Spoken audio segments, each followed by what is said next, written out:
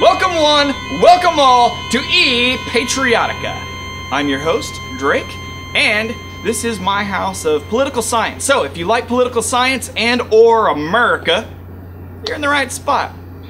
Today I thought that I would talk a little bit about the office of Solicitor General. With the nomination of Elena Kagan to the Supreme Court of the United States, there's already a great deal of discussion about her experience and lack thereof. She's never been a judge. But does that preclude her necessarily from sitting on the highest court in the land? I mean, what are the requirements to sit on that bench? What credentials should we deem as prudent for this position? The media seems to be focusing on the fact that she's never been a judge in a courtroom. And that's true. This is not necessarily a prerequisite for the position. In fact, there's not even a requirement that a nominee be an attorney.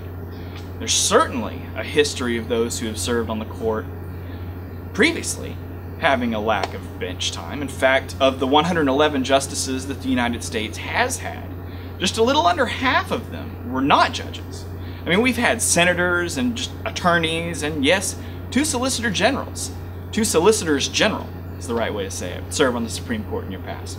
In our recent past, though, admittedly, we have nominated mostly judges, but there's actually a large argument to be made that the United States would actually benefit from a completely outside voice, somebody who has never been in the judiciary, right? Somebody who is maybe a CEO of a company or some community activist that could give the court kind of an outside view from outside of the bubble of the courtroom, right? Be more in tune with the views of the American people.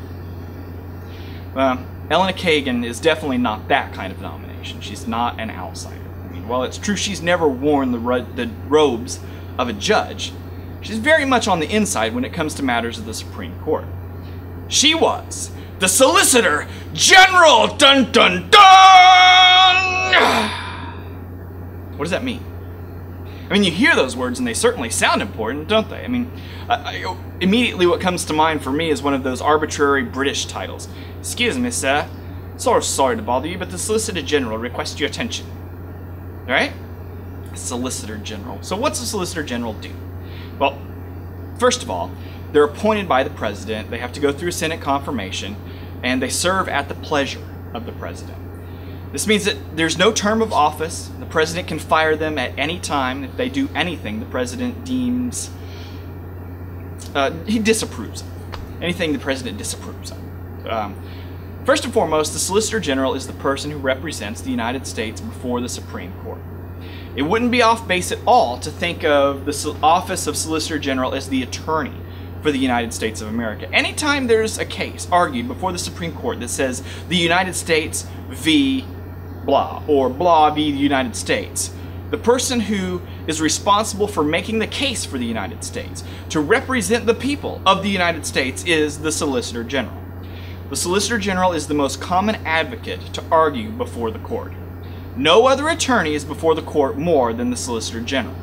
No attorney is as knowledgeable in the proceedings of the court than the Solicitor General, and because of the large amount of access the Solicitor General gets to the court, they're often referred to as the 10th Justice. The office itself began in 1972, and there have been less than 50 Solicitors General. The job that they do now, arguing before the Supreme Court, was originally designed to be performed by the Attorney General. Of course, the office of the Attorney General, as it grew to a cabinet-level position, just simply became too large for the holder of that office to argue every Supreme Court case involving the United States, as well as the other duties of the Attorney General. So a new office was created. The Solicitor General actually has two offices. One is in the 5th floor of the Justice Department, and one is in the actual building of the Supreme Court. They have several deputies, and occasionally the deputies do the actual arguing before the court. The Solicitor General is the only attorney in the United States who has an office in the Supreme Court building.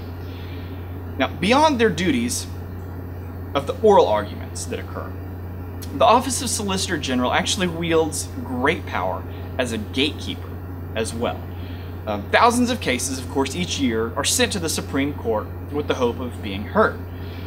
Because of time constraints, I mean, there's just simply not enough time to hear all of them, so of course a very, very small fraction of these cases are ever brought before the court.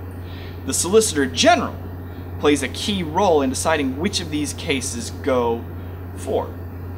In some circumstances, they have the power to actually unilaterally withdraw a case from the court. The Solicitor General is the person most experienced in the proceedings of the Supreme Court, with the exception, of course, of the actual justices.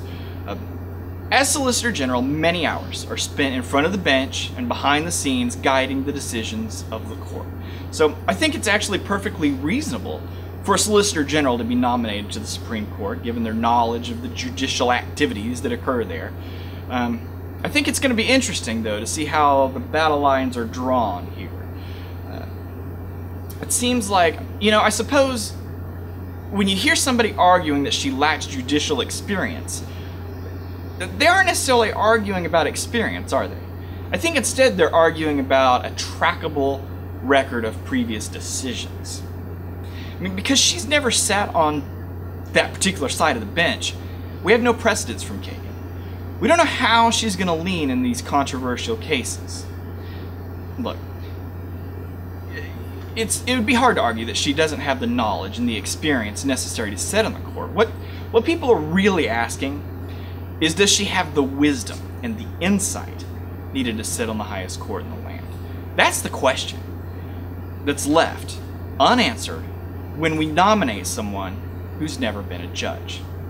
Is this the good thing or a bad thing? I don't know. I mean, you could argue that totally depoliticizes the process now, since we aren't just nominating pro-life people. There's no, test for who's going to be nominated.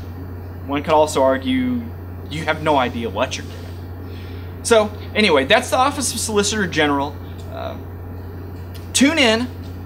I'm going to keep doing these, and the more you watch, the more I'll make. Click subscribe wherever YouTube is putting it this week, and watch lots of videos. If you want a specific video made, have some sort of question about the way government works, please, send me a comment or an email or whatever, and I'll do my best to try to research it. I love getting homework. Okay, especially during the summer when there's no classes. So, thank you very much for watching, and Drake out.